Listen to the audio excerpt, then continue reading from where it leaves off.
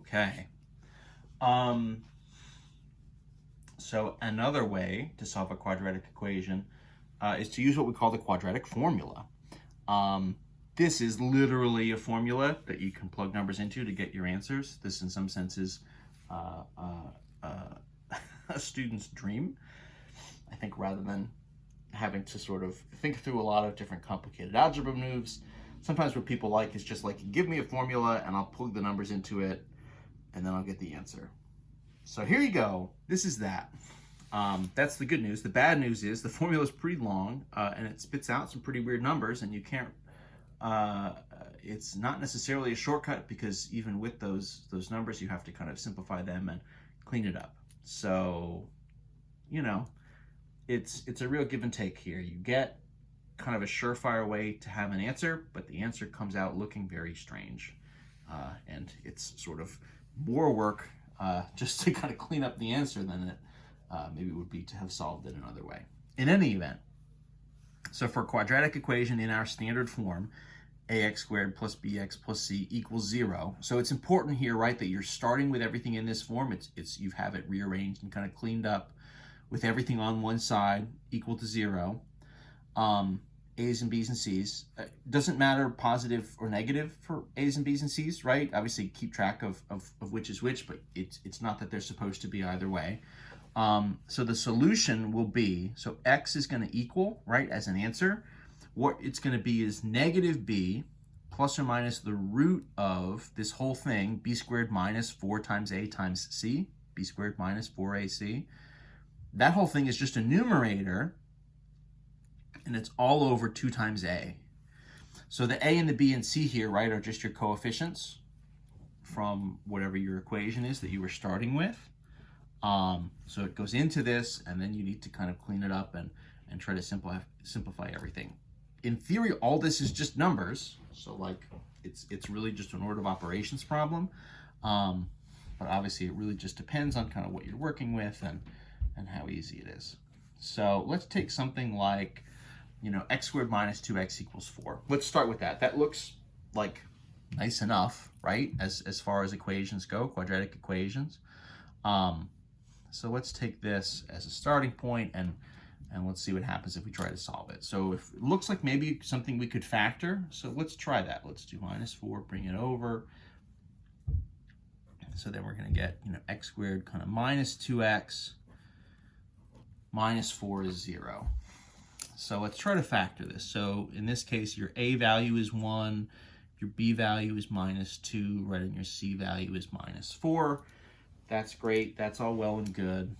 You know, a times c, right, would be negative 4. You want to add to negative 2. And so if you think of these factors, this could be, oh, negative 3 and 1. Negative 3, or no, what am I saying? Not negative 3 and 1. It would have to be, you know, negative 4 and 1 would add to negative 3. You know, 4 and negative 1 would add to positive 3. Neither of those are going to do it. What about 2 and 2? Negative 2, positive 2 is going to add to 0, right? So the move here to try to solve this, if we try to factor it, just none of our pairs work. So the factoring here kind of falls apart.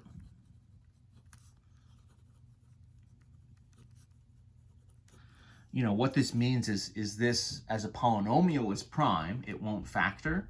But that doesn't mean we can't still find an answer, right? That we can't still find an answer for this as an equation.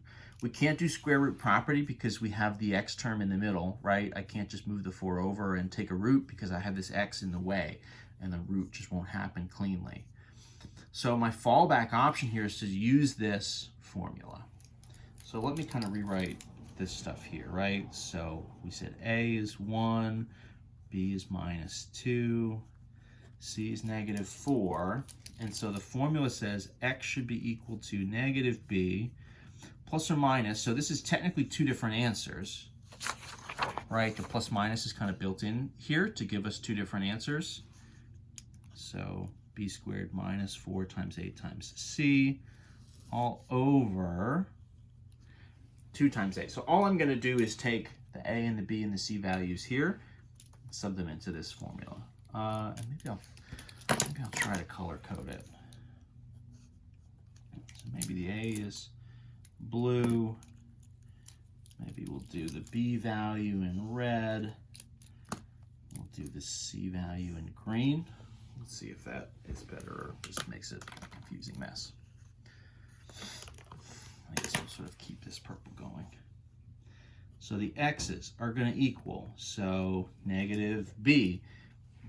B is -2.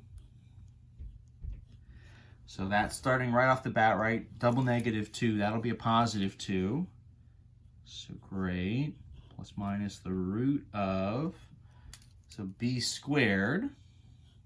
So -2.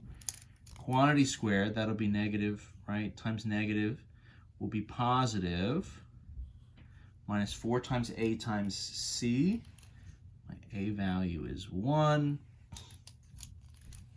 C is -4. Okay. And then this whole thing is over 2 times a, which we just said was +1. So great. So that's just sort of a big pile of numbers, right? I mean, that's kind of a mess. So let's see if we can't clean this up. We said double negative, so that's going to be +2 plus minus. This would be what? -2 squared is 4. -4 times 1 times -4. This would be +16, so kind of +16 all over 2 times 1, which is 2. All right, so that's cleaning up a little bit. That's obviously getting better. So this for us then becomes,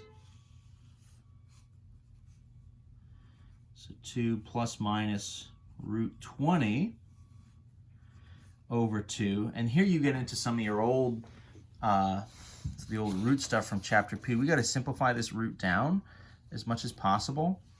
So 20 would be, 4 times 5, right? And so then the root of 4 is 2. So this is sort of 2 plus or minus 2 times √5 all over 2. You can see how this gets to just be kind of frustrating. I can split this into 2 different fractions. So this is kind of 2 over 2 plus or minus 2 √5 over 2. And so then that at least, this would be 1 plus or minus 2's and 2's, the root of 5. So I can get to a final answer there, right? What happens is just the arithmetic, the order of operations problem just really takes over. And you kind of totally lose track of where we even started. In this case, was this pretty innocent looking x squared minus 2x equals 4.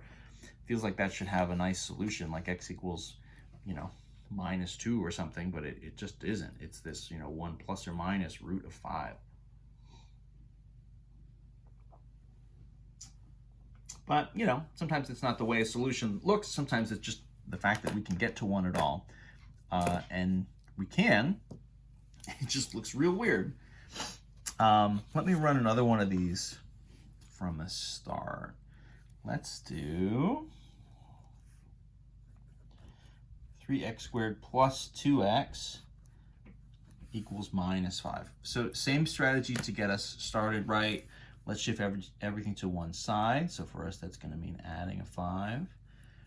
So this is really kind of 3x squared plus 2x plus 5 is 0. I'll save us a little bit of time here. So a is 3, b value is 2, the c value is 5. I'm going to do just a little kind of mental work. So 3 times 5 is 15, positive 15. And then I would need factors that would sort of multiply to 15 and then add to +2. If these are positive and the middle is positive, it means everything is positive. 1 and 15, 3 and 5, right? Like those things are all going to add to stuff that's bigger than 2. So I'll kind of just cut right to the chase. This is not going to factor, right? Definitely not. So our only option here is to use our quadratic formula. So A is 3, B is 2, C is 5, right? The form again, negative B plus or minus root B squared minus 4 times A times C. You're going to definitely want to make sure you have this formula written down somewhere handy, right? It's, you know, I've done it enough that I kind of have it memorized once I've, you know, am doing one of these problems, but it's not the kind of thing, you know, if you're not using it every day, it's long enough that you're maybe going to forget it. Let's sub all this stuff in. So B is 2, so negative 2, right, plus minus root of 2 squared minus 4, so times A times C, so 4 times 3 times 5.